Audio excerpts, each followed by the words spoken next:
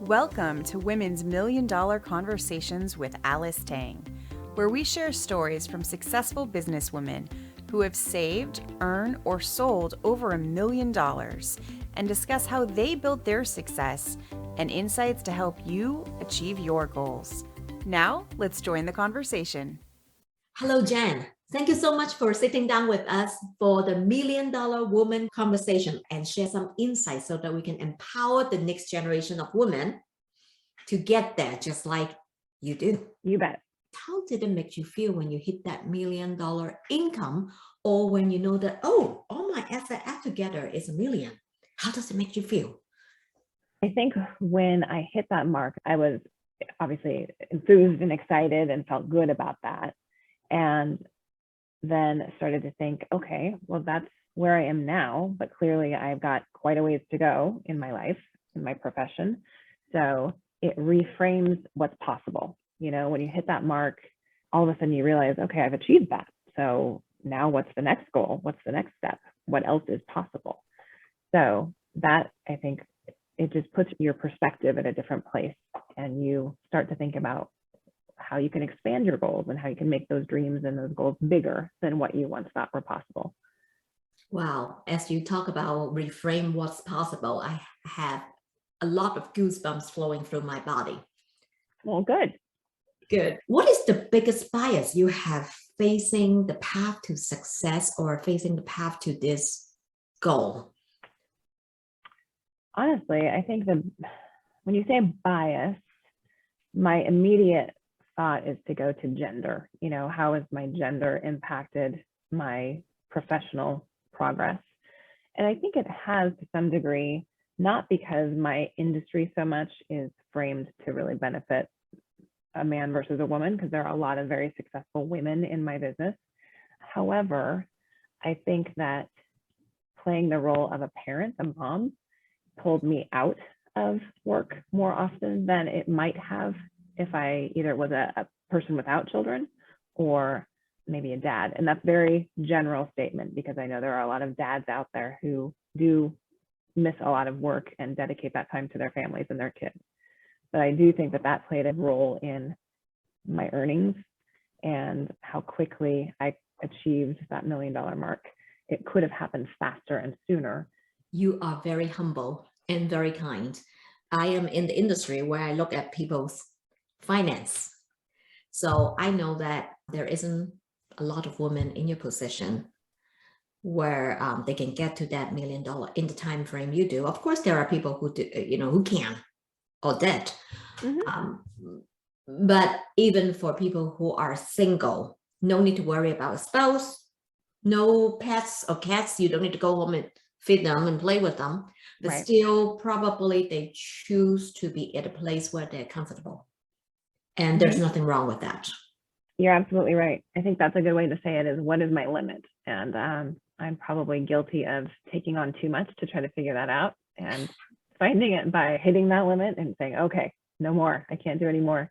I think that the motherhood thing is definitely something that influences your trajectory in business and the timing of that trajectory. Absolutely. So a quick side question. Do you have a team who supports you for you to get to that $1 million, or you just do it by yourself with only one assistant? I had one full-time assistant. And then in my line of work, we also have a person that's in a processor role. So of course, she definitely contributed to our success as a team, but that was it. It was the three of us. And my processor was not exclusive to me. So it was Mark, my assistant, myself, and then our processor, who was dedicating herself to us and others. So it was a lot. And it was in the midst of the craziness of COVID-19, and the volumes in this business were huge. So it was definitely an opportunity to produce and do well financially, but it did tap into like every ounce of energy I think we had at the time. Very good. What is the number one piece of advice that you would give to another woman who's looking to get to their $1 million goal, whether it's income, asset, or $1 million deal?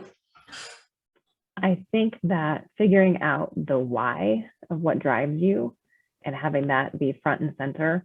I've been reading a lot lately about visual cues and how our brains work, and being able to see and visualize your goal or that end result that you're trying to reach is really a powerful tool to getting there. So I would say that putting that in front of you, whether it's a vision board or some other visual reminder of why you're doing what you're doing, would be something that I would have adopted sooner in my career.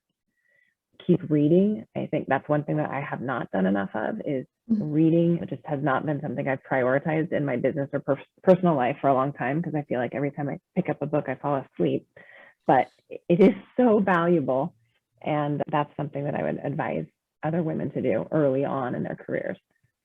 Great. So you just mentioned a book. What is the name of the book that would have a relationship with the visualization or visual cues that you would recommend our audience to consider looking at or reading? So I just finished this book. It's called The Training Camp by John Gordon. And it's an easy read. It's not anything difficult at all, but it told as like just a fictional story about an athlete and his trials and tribulations in getting to where he wanted to be. But it was a good reminder of just very simple ideas about how to get better and how to stay focused and how to keep your priorities front and center. So easy read, but I did think it was a good book. Awesome. Last question. What is a piece of advice that you received, whether very good or very bad, that has a big impact to your life that you would like to share with our audience? So immediately I know what I want to say, but it probably isn't something that's friendly to your audience. When I started my business career, it was straight out of college, and I went to work at Merrill Lynch. And like any of those big firms, was very male dominated. And I was 22 and knew nothing. So my dad said to me, I want you to practice saying one thing before you go to work for the first day. I said, okay. And he said, I want you to practice saying, get your own effing coffee.